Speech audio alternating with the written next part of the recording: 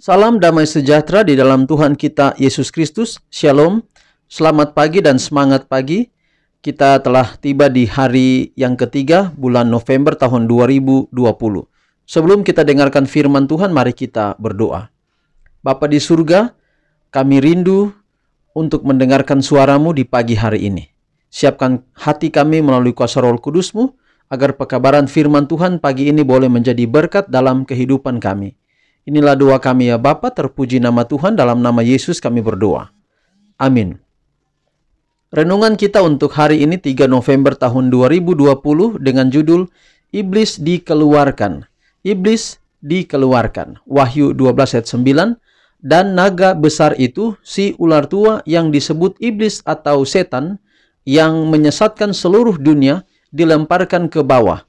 Ia dilemparkan ke bumi bersama-sama dengan malaikat-malaikatnya. Sekali lagi, Wahyu 12 ayat 9. Dan naga besar itu, si ular tua yang disebut iblis atau satan, yang menyesatkan seluruh dunia, dilemparkan ke bawah. Ia dilemparkan ke bumi bersama-sama dengan malaikat-malaikatnya. Semua penghuni surga dipanggil untuk tampil di hadapan Bapa, agar setiap kasus ditentukan. Iblis tanpa malu-malu memberitahukan ketidakpuasannya bahwa Kristus lebih baik daripada dia. Dia berdiri dengan bangga dan mendesak bahwa dia harus setara dengan Tuhan dan harus dibawa ke konferensi dengan Bapa dan memahami tujuannya.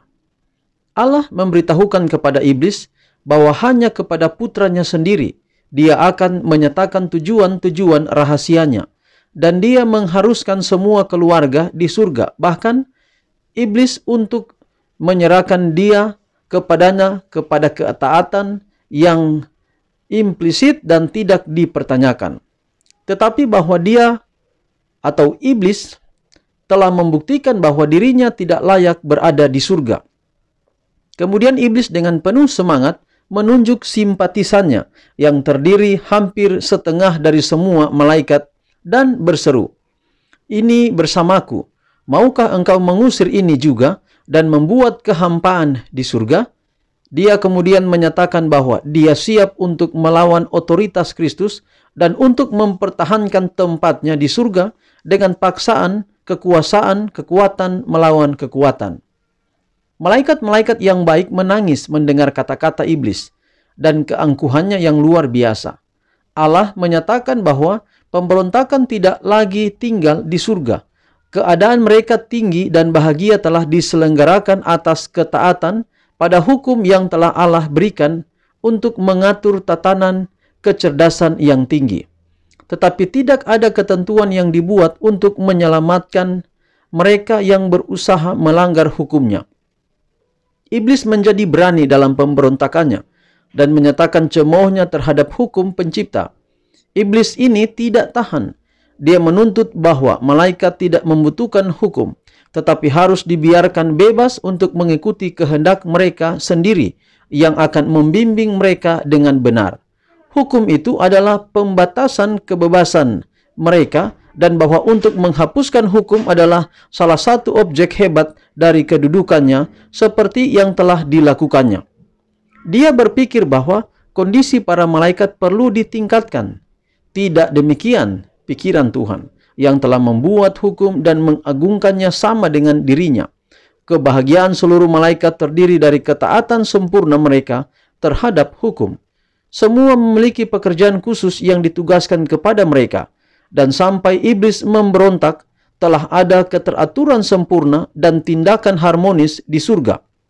Bapa berkonsultasi dengan Yesus dalam hal sekaligus melaksanakan tujuan mereka untuk membuat manusia menghuni bumi. Dia akan menempatkan mereka dalam masa pencobaan untuk menguji kesetiaan mereka sebelum mereka dapat dijadikan aman sampai kekekalan. Saudaraku yang kekasih, ini adalah peristiwa di mana ketika iblis akhirnya harus tinggalkan surga atau keluar dari surga. Kalau kita memperhatikan teks Alkitab, di sana dikatakan bahwa ia dilemparkan ke bawah. Lalu kemudian ada keterangan di ayat yang sama, Wahyu 12 ayat 9, ia dilemparkan ke bumi. Ini adalah bagian daripada gambaran bahwa iblis berada di bumi. Tetapi bukan dengan seenaknya Allah menempatkan dia di bumi. Kita juga tidak tahu di dalam Alkitab berapa jarak antara ketika iblis, setan memberontak di sorga dan kemudian kapan bumi diciptakan. Apakah pada waktu setan memberontak di surga bumi sudah ada? Nah, ini kita tidak punya keterangan di dalam Alkitab. Tetapi yang pasti adalah bahwa ketika bumi ada, buktinya setan sudah ada.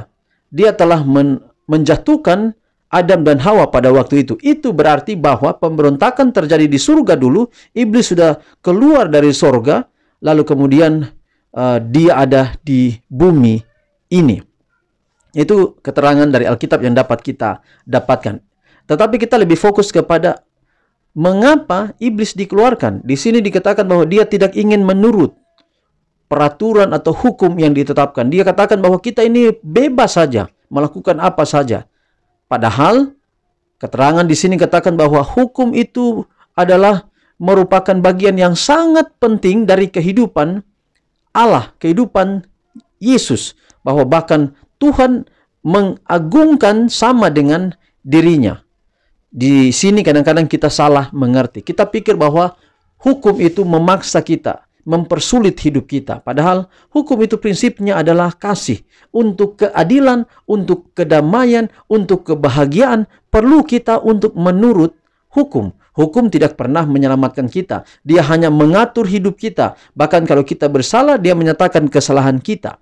Tetapi hukum itu kalau diturut dengan penuh sukacita, maka itu akan mendatangkan kebaikan dalam kehidupan kita. Kita lihat saja peristiwa di surga.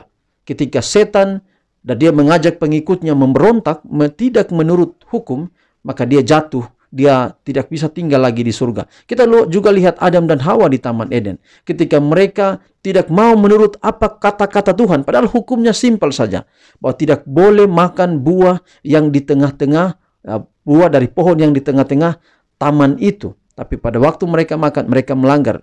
Bukan pelanggaran terhadap hukum ke-5 kepada hormat kepada orang tua atau hukum ke-7 kepada perzinahan. Tapi hukum yang jelas dalam kitab Kejadian, pelanggaran Adam dan Hawa adalah mereka makan buah yang seharusnya tidak boleh, itu dilarang. Bukan karena buah itu busuk, bukan karena buah itu beracun, tapi itu adalah penurutan. Hukum yang diletakkan untuk menguji penurutan daripada Adam dan Hawa. Dan ini yang poin yang sangat penting, menyebabkan iblis tidak lagi bisa tinggal di surga. Padahal dia adalah malaikat yang khusus yang tinggal di kerub. Kita sudah belajar pada beberapa hari yang lalu. Itu berarti saudara, untuk tinggal di sorga, kecuali kita punya hati menurut. Hati menurut ini sangat penting. Hati menurut sangat penting di dalam kehidupan kita. Tuhan memberkati kita. Ini pekabaran merupakan panggilan kepada kita. Maukah kita menuruti Tuhan? Atau kita lebih menuruti orang di atas dunia, penurutan di atas dunia ini? Kalau kita tidak merokok karena merugikan kesehatan, kadang kita bilang, perintah merokok itu kan itu di pom bensin supaya jangan kebakaran. Ya, kadang kita merasa bahwa tidak boleh, hidup itu tidak boleh sempit, terlalu banyak ini, terlalu banyak itu. Padahal peraturan itu mengajarkan kita supaya kita setia kepada Tuhan, supaya kita hidup dengan bahagia. Ada anak-anak muda bilang, kita bebas saja, ya, bebas menggunakan narkoba, bebas menggunakan aibon. Padahal ketika membebas itu, maka menyiksa sendiri hidup kita. Lebih baik kita menurut. Kadang kita menurut, kita katakan itu siksa, tetapi lebih baik kita menurut daripada kita siksa dengan kebebasan. Tuhan berkati kita dalam pekabaran pagi hari ini. Amin. Saudaraku yang kekasih, mari kita tunduk kepala dan kita berdoa untuk tutup renungan kita. Bapa di sorga, terima kasih untuk pekabaran pagi ini yang indah. Ada pengalaman di Alkitab yang menulis tentang kejatuhan setan. Biarlah Tuhan kami tidak mengikuti kemauan setan. Kadang kami ada di satu gereja, ada di satu denominasi, ada satu kepercayaan yang seperti mengekang. Tidak boleh ini, tidak boleh itu. Dan banyak orang berkata tidak boleh ikut agama yang tidak boleh ini, tidak boleh itu. Maka hari ini kami sadari Tuhan bahwa petunjuk Tuhan itu lebih penting daripada kemauan kami pribadi. Jangan-jangan kami bergereja, beragama, tetapi kami mau menuruti seperti kata setan, bahwa lebih baik kami bebas saja. Itulah sebabnya pagi ini Sadarkan kami Tuhan, bahwa lebih baik kami menurut pada firman Tuhan, supaya kami boleh bahagia, boleh hidup tidak di dunia, tapi nanti kami hidup di dunia yang baru yang Tuhan sediakan bagi kami. Tuhan, inilah doa kami. Terima kasih meteraikan firman-Mu. Pimpin kami sepanjang hari ini. Terpuji nama Tuhan, dalam nama Yesus kami berdoa.